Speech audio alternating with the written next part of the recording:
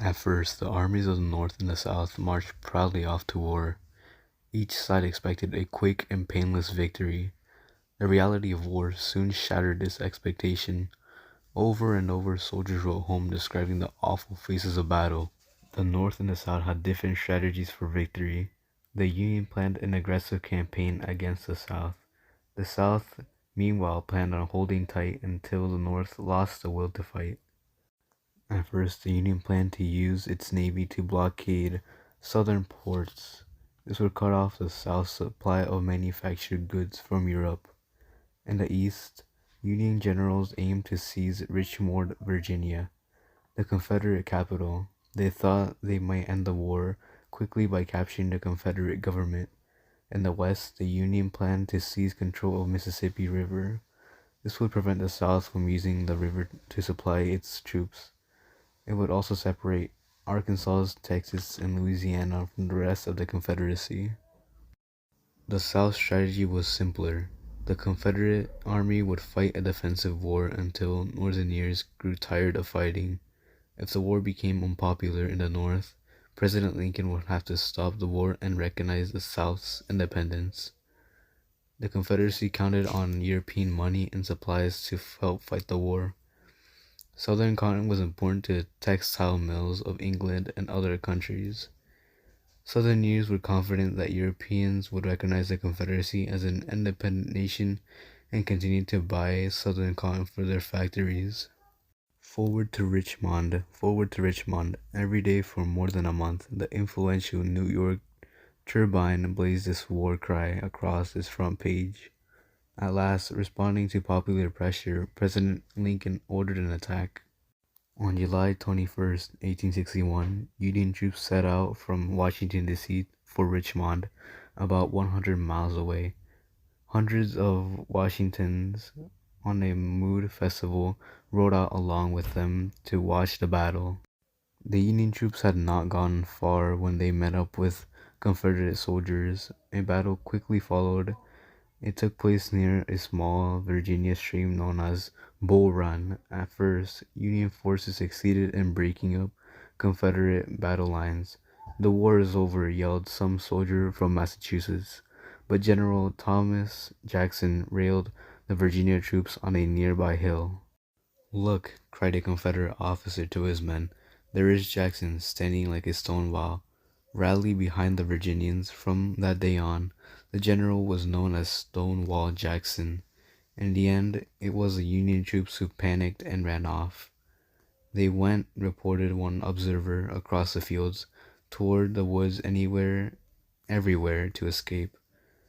For most of the soldiers, the retreat did not stop until they reached Washington, D.C. The Battle of Bull Run showed that both the Union and the Confederacy that their soldiers needed training. It also showed that the war would be long and bloody. After the shocking disaster of Bull Run, President Lincoln appointed General George McClellan as the commander of the Union Army of the East. Known as the Army of the Potomac, McClellan, a superb organizer, transformed inexperienced recruitants into an army of trained soldiers prepared for battle. McClellan, however, was very cautious. He delayed leading his troops into battle. Newspapers reported "all quiet along the Potomac" so often that the phrase became a national joke. Finally, President Lincoln lost patience. "If General McClellan does not want to use the army," the president snapped, "I would like to borrow it." At last, in March 1862, McClellan and most of his troops left Washington and sailed down the Potomac River. After landing south of Richmond, McClellan began inching slowly toward the Confederate capital. Learning of the Union approach, General Robert E. Lee launched a series of counterattacks. At the same time, Lee sent General Stonewall Jackson north to threaten Washington. As a result, Lincoln was prevented from sending the rest of the Union Army to help McClellan. Cautious as usual, McClellan abandoned the attack and retreated. Early in the war, Union ships blockaded southern ports. At first, some small fast ships slipped through the blockade. These blockade runners brought everything from matches to guns to the Confederacy. In time, however, the blockade became more efficient. Trade through southern ports dropped more than 90%. The South desperately needed a way to break the Union blockade. One method it tried was to ironclad ships. Confederates took over an abandoned Union warship, the USS Merrimac. They covered it with iron plates and renamed it the Virginia. On his first day out in March 1862, the Virginia destroyed 2 Union ships and drove 3 more aground. Union cannonballs bounced harmlessly off the Virginia's metal skin. The Union countered with its own ironclad, the Monitor. The 2 ships clashed in the water off Hepston Roads, Virginia. Despite an exhausting battle, neither vessel severely damaged the other, and both withdrew. 2 months later, the Confederates had to sink the Virginia when the Union captured Norfolk. The Union eventually built more than 50 ironclads.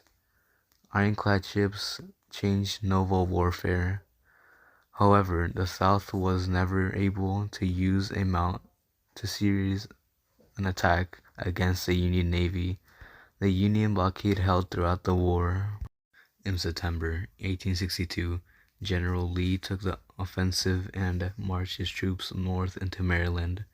He believed that a Southern victory on Northern soil would be a great blow to Northern morale. Luck was against Lee, however. At an abandoned Confederate campsite, a Union officer found a copy of Lee's battle plan. It was wrapped around 3 cigars left by a careless general. General McClellan was overjoyed to have the information. "If I can not whip Bobby Lee, I will be willing to go home," he boasted. However, McClellan was slow to act.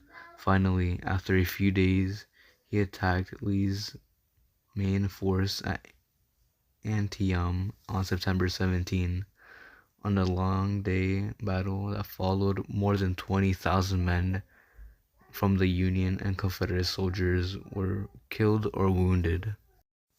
On the night of September 18, Lee ordered his troops to slip back into Virginia.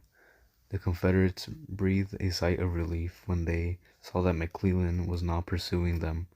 Neither side was a clear winner at the Battle of Antietam. The North was able to claim victory, though, because Lee had ordered his forces to withdraw. As a result, Northern morale increased. Still, President Lincoln was cleanly disappointed. General McClellan had failed to follow up with his victory by pursuing the Confederates. In November, Lincoln appointed General Ambrose Burnside to replace McClellan as commander of the Army of the Potomac. 2 stunning victories for the Confederacy came in late 1862 and in 1863. In December of 1862, Union forces were sent out once again toward Richmond. Meeting Burnside's army outside the Fredericksburg, Virginia, Lee's forces dug into the crest of a hill. There, in a strong defensive position, Confederate guns mowed towards after a charging Union troop. The Battle of Fredericksburg was one of the Union's worst defeats. Half a year later, in May 1863, Lee, aided by Stonewall Jackson, again outmaneuvered Union forces. The Battle of Chancellorsville took place on a thick wooded ground near Chancellorsville, Virginia. Lee and Jackson defeated the Union troops in 3 days. Victory came at a high price for the South, however. During the battle, Confederate sentries fired at what they thought was an approaching Union soldier. The Union soldier was General Stonewall Jackson. Several days later, Jackson died as a result of his injuries. In the West, Union forces met with better success. The Union strategy was to seize control of the Mississippi River. General Ulysses S. Grant began moving toward the goal. In February 1862, Grant attacked and captured Fort Henry, and Fort Donelson in Tennessee. These Confederate forts guarded two important tributes of the Mississippi. Grant now pushed south of Shiloh to a village on the Tennessee River. There, on April 6, he was surprised by Confederate forces. By the end of the day, the Confederate had driven the Union troops back towards the river. Grant now showed a toughness and determination that enabled him to win many battles in the future. That night, one of Grant's soldiers approached him. The officers thought Union forces should retreat, but seeing Grant's stubborn face, the officer only said, "Well, Grant, we've had the devil's own day, haven't we?" "Yes, General," Grant replied. "Lick him tomorrow, though." And they did. With the aid of the reinforcements, Grant beat back the Confederates and won the Battle of Shiloh. It was, however, one of the bloodiest encounters of the Civil War. While Grant was fighting at Shiloh, the Union Navy moved to gain control of the Mississippi River. In April 1862, Union gunboats captured New Orleans. Other ships seized Memphis, Tennessee. By capturing these two cities, the Union controlled both ends of the Mississippi. The South could no longer use the river as a supply line.